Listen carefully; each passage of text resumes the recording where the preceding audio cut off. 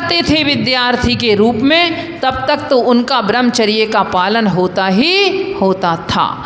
इसके बाद में अगर कई लोग तो उसके बाद ही दीक्षा ले जाते थे, गृहस्थ धर्म को स्वीकार ही नहीं करते थे, किंतु जो करते थे उनके लिए कहा कि मात्र आपकी जो वासना है, आपकी जो भोग की स्थिति है, वो सिर्फ आपकी कहाँ तक सीमित रहे, अपनी पत्नी में संतुष्ट रहना। और इसमें प्रसिद्ध हुए हैं जय कुमार और सुलोचना।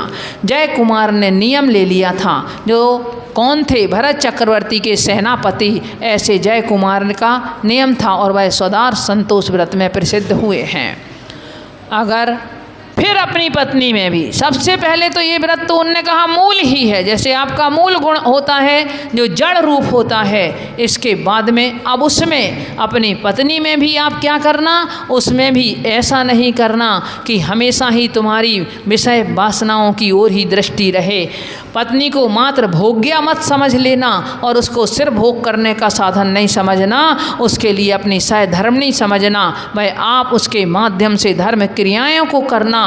और यदि उसमें भी तो क्या करना, आप अपना पक्ष में महीने में दिनों का अपना एक निश्चित कर लेना कि हमारा महीने में सिर्फ 2 दिन अब ब्रह्म की ओर हम जाएंगे, हम 28 दिन ब्रह्मचर्य का पालन करेंगे। ऐसा भी आप कर सकते हो। जब ऐसा भी नहीं हो, इससे भी आप में इसको सफलता मिल जाए, तब आप उसके आगे पत्नी के साथ रहते हुए भी अपनी पत्नी को क्या कहा कि अपनी पत्नी को भी बहन बना लो, उसको बहन की दृष्टि से आप देखो, आपके अंदर की वासनाएं खत्म हो जाएंगी। परंतु इसमें एक दृष्टांत भी आता है। वह सेठ की पुत्री जिसने मुनिराज के मुख से ब्रह्मचर्य की महिमा सुनी, उसका विवाह नहीं हुआ था, विवाह के पहले ही उसने शुक्ल पक्ष का नियम उसने कृष्ण पक्ष का नियम ले लिया। और इधर एक सेठ का पुत्र था, उसने भी नियम ले लिया कि मेरा नियम शुक्ल पक्ष का नियम है। एक दूसरे के लिए मालूम नहीं था, परिवारों के लिए भी मालूम नहीं था ये बात, और उन दोनों का विवाह हो गया। 2 दिन शुक्ल पक्ष के रह गए थे, तब वो अपनी पत्नी से कहता है कि मेरे 2 दिन व्रत के हैं, अभी मैं 2 दिन अपने व्रत को पालूंगा। तो पत्नी कहती है कोई बात नहीं, मेरा भी कृष्ण पक्ष का नियम है, मैं कृष्ण पक्ष में अपने नियम को पालूंगी, आपका शुक्ल पक्ष का नियम है। अब दोनों निश्चित करते हैं कि क्या किया जाए। वो पत्नी तो कहती है कि भाई मेरा तो कृष्ण पक्ष का नियम है, आप ऐसा करो कि मैं तो दीक्षा ले लूँगी, मैं तो ब्रह्मचर्य व्रत का पालन कर लूँगी, मैं किसी गुरु के सानिध्य में रह कर के अपने जीवन को वो करूँगी, किंतु आप दूसरा विवाह कर लीजिए।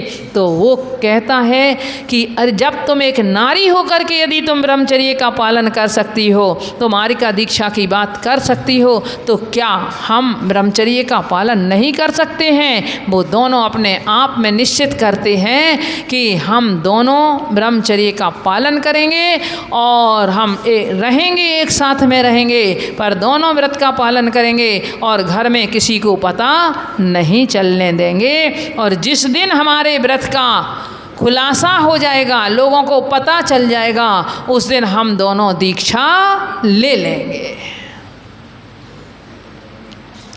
इस व्रत को नाम दिया है आचार्यों ने असीधारा व्रत। असी माने तलवार, तलवार की धार पर चलने के समान ये उनका व्रत था। और वह कई साल निकल गए उनके व्रत का पालन होते होते। अंत में 2 प्रकार से आता है कि किसी महिला ने जल की जो जीवानी थी वो उससे फैल गई। आजकल तो अपनी जीवानी का सवाल ही नहीं है। जब कुएं से जल छान करके लाते थे तो उसकी जीवानी उसी कुएं में डालते थे। क्यों डालते थे? कि वहाँ के जो जीव हैं वो अपने स्थान पर पहुँच जाएं, हमारे द्वारा उनकी हिंसा ना हो। ये तक कहा कि जिस घाट से आपने पानी भरा हो कुएं का, उसी घाट पे आपको जीवानी डालनी चाहिए।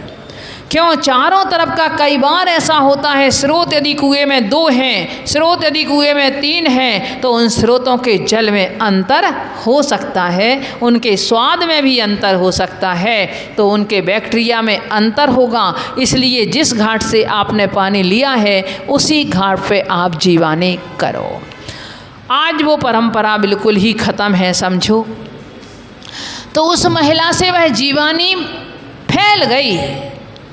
अब उसने गुरु के चरणों में अपना पश्चाताप करते हुए नियम लिया कि मेरे से जीवानी फैल गई है, गुरुदेव इसका क्या प्रायश्चित है? तो गुरुदेव ने कहा, कोई असिधारा व्रत के धारी, तुम रोज त्यागी व्रतियों के लिए भोजन कराओ किसी ना किसी के लिए, और तुम्हारा जो चंदोवा है उसको काले चंदोवे के लिए तुम बांधो अपने उसमें जहाँ भोजन कराओ। जिस दिन तुम्हारा काला चंदोवा सफ़ेद हो जाएगा उस दिन समझ लेना कि मेरे व्रत की मेरा प्रायश्चित पूरा हो गया। वही उस दिन के भोजन करने वाले वह 80 धारा व्रत वाले होंगे तुम्हारे यहाँ।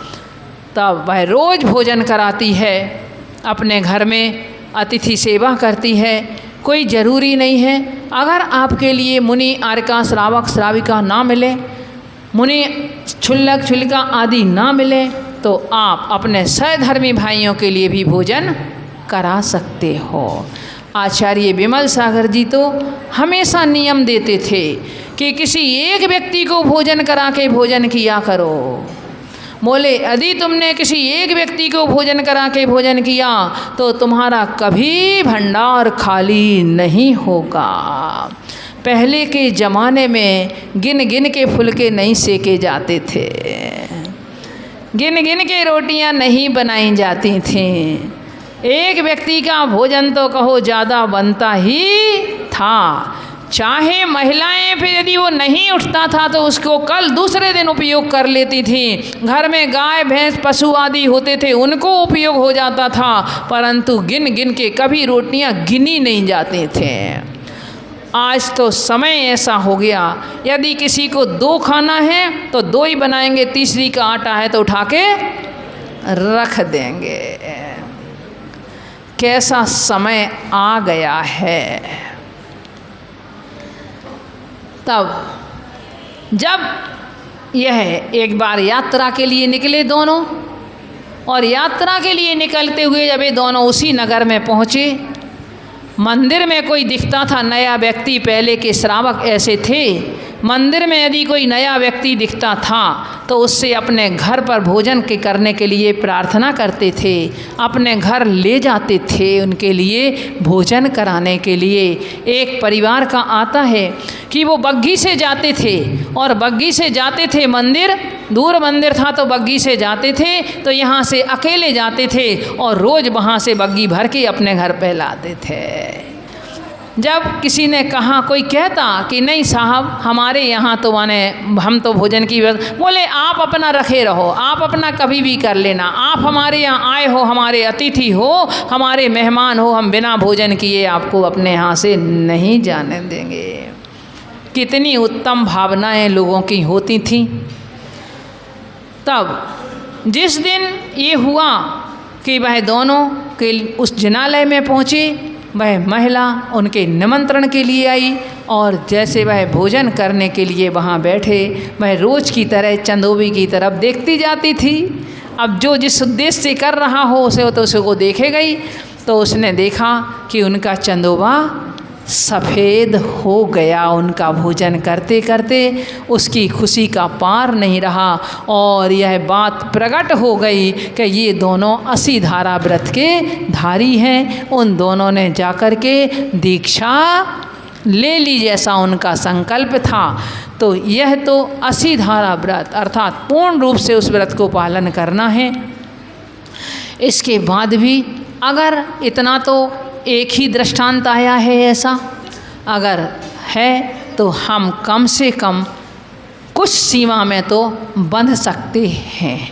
अब थोड़ा वर्तमान की दृष्टि से आप देखो कि वर्तमान में हमारे सील कहें जो सबसे बड़ा आभूषण माना जाता है, चाहे पुरुष हो और चाहे नारी हो, दोनों का एक आभूषण माना जाता है। सील को सबसे बड़ा तप कहा जाता है कि सील के समान और कोई तप नहीं है। सील को व्रतों का राजा कहा जाता है, सब व्रतों में उत्तम सील व्रत कहा जाता है। और जो अपने सील व्रत का पालन करता है उसके देखो आपने कितने ऐसे नारियों के और कितने पुरुषों के दृष्टांत सुने हैं आपने आगम से कि उनके माध्यम से कैसे चमत्कार हुए हैं। देव भी उनके चरणों में झुक गए। क्या सीता को रावण के चंगुल से छूटना आसान था, किंतु उसकी क्या थी, सील की महिमा थी। क्या अग्नि से बचना सीता के लिए आसान था, किंतु उसकी सील की महिमा थी, जिसके कारण से देवों ने वह चमत्कार दिखला दिया। क्या ऐसे आप किसी को भी देख लीजिए, चाहे वो सुदर्शन सेठ हों, चाहे वो सुखानंद हों, इन सब के ऊपर उपसर्ग आए और उपसर्ग आने के बाद में यह विजय को प्राप्त हुए बंधुओं। किंतु आज हम देख रहे हैं यदि सबसे ज़्यादा सर्वनाश यदि हो रहा है तो सील का हो रहा है। पहले तो सील की सुरक्षा की जाती थी और आज सील को बेचा जा रहा है। अपने सील को नष्ट करके पैसा कमाया जा रहा है, कुछ ठिकाना नहीं है।